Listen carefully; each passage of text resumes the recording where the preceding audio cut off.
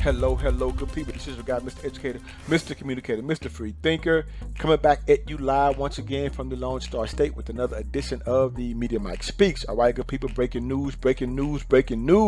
House passes bill to force young women to sign up for the military draft. Good people, it is happening. For those of you who have daughters that are 18 or about to turn 18, up to 26, at this point, it is happening. I'm not saying in real time right now. I'm saying by 2022, this will go into, I do believe will pass and it will go into law. And those graduates at that point, young ladies reaching the age of 18, really you have to do it before your 18th birthday. You do. So they will be required to register for the military draft. The National Defense Authorization Act, known as the NDAA, was passed by 181 Democrats and 135 Republicans on Thursday night. New legislation mandating that girls register for the military draft is now one major step closer to implementation. Oh, it's happening. They're going to do it. They're going to do it, good people. The policy bill will now be punted back to the Senate for reconciliation with an earlier version of the legislative package already approved by the Senate Armed Services Committee. The SASC, Senate Armed Services Committee, voted 23-2 to approve its version of the bill in a closed-door session on July 21st, just days after it was announced that language in the existing draft law had been modified to eliminate reference to males and instead require all Americans, good people, between the ages of 18 and 26 to sign up for selected service. If you don't know what that means, before your 18th birthday, I think they send it to you in the mail. You fill it out and you send it back. Then they send you a number. They're probably going to email it to you today, so things are different. And that is that number goes into a database. That is your number. So if we have a situation where the numbers are so low in the armed forces and war breaks out, then you get a letter or an email. I don't know how they're going to do it today, but you'll be called up like they did in the Vietnam War, like they did then. So that's what happened. Anyway, there are consequences for failure to do so, ladies. Listen up. Under the new language, failure of young women to register for selective service would make them subject to the same penalties as men, including fines of up to $250,000 or imprisonment for up to 5 years. And ladies, they will come get you. They are not playing around. So they're saying, but I'm just saying. They're pretty serious about this now. But don't get me wrong, it's not met without its opposition. Republican Chip Roy of Texas, Chip Roy, here in our own backyard, Lone Star State, he goes on to say, look, right now today, if you vote for the NDAA, you are voting to draft our daughters. There's no other position you can take. The current law of the land does not have a requirement that our daughters be drafted. If this NDAA is passed and signed into law, it will be, sir. Chip, it will be. Then our daughters will be required to sign up for selective service and make themselves available for the draft, unquote. Yes, sir, it's going to happen, Chip. Just brace yourself, sir. Get ready. It will happen. Now, while the United States has not instituted a draft since the Vietnam War, moves to require women to sign up for selective service have grown over the years as more military occupations, including combat roles, have been open to women.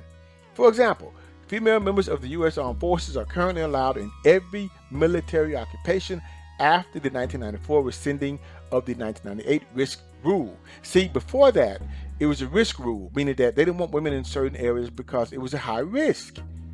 Because, women need to be protected. But women themselves felt that they didn't need to be protected. So they fought to have that rule removed. And here we are. And the 2015 move by the Pentagon to open all military positions, including combat roles, to women. I remember that because they wanted them to be able to fly jets to be fighter pilots. So they removed that barrier.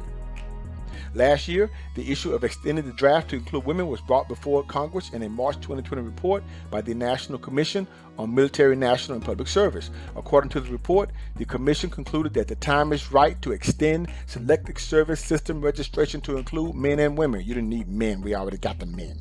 But it should have said to include women between the ages of 18 and 26. This is a necessary and fair step, making it possible to draw on the talent of a unified nation in a time of national emergency, unquote. Now that's what I call equal opportunity, or should I say equality.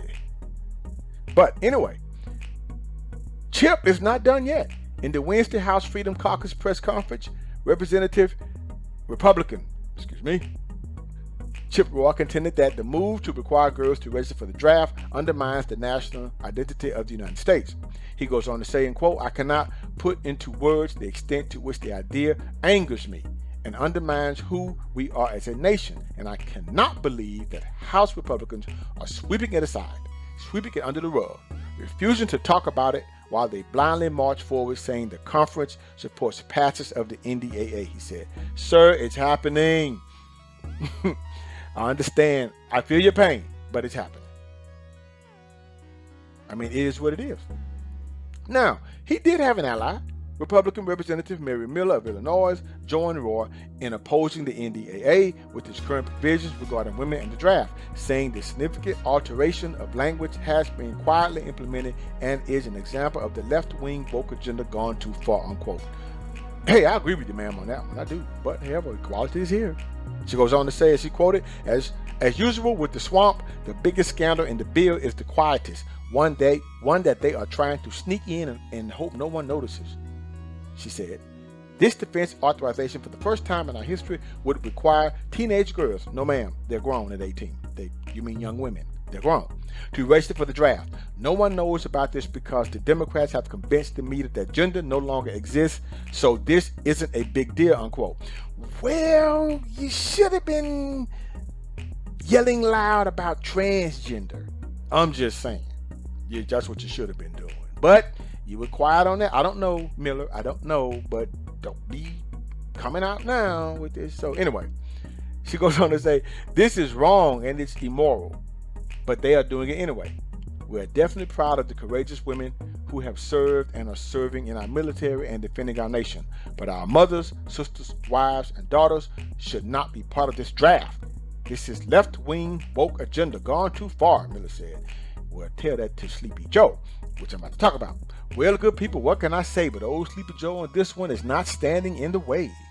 Equality is here, ladies. Just what you wish for. But I bet you didn't expect this, because the days of selective equality, it seems, is no more. Now, this may not be a bad thing, fighting alongside men and jumping out of planes. But just remember, take it from me, an old combat veteran, it won't be like the movies, and it surely won't be like G.I. Jane. All right, good people, sad to say, but that's it for today. And remember, if you have a bad day, like a lot of these females that will soon have to register for the draft coming their way, just remember, ladies, to keep your head down on the battlefield, and you should be okay. This is your guy, Mr. Educator, Mr. Communicator, Mr. Free Thinker. Subscribe, share, and like to keep me rocking on the mic. Have a good night.